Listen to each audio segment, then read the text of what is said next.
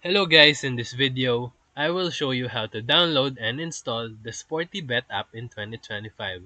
So step 1, open your mobile browser and go to www.sportybet.com. Step 2, scroll down or you can see here in their dashboard the download app button. It will detect whether you're on Android or iOS. Step 3, this is for Android. Tap download APK or download for free and allow installation from unknown sources in your device settings. Step 4, for iOS, you will be redirected to the App Store where you can download it like any regular app.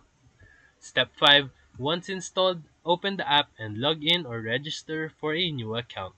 Step 6, you can now access all features including live betting, deposits, and withdrawals.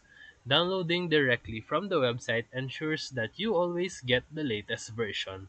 So if this video helped you, feel free to like and subscribe for more quick tutorials, reviews, and comparison videos. Thank you for watching.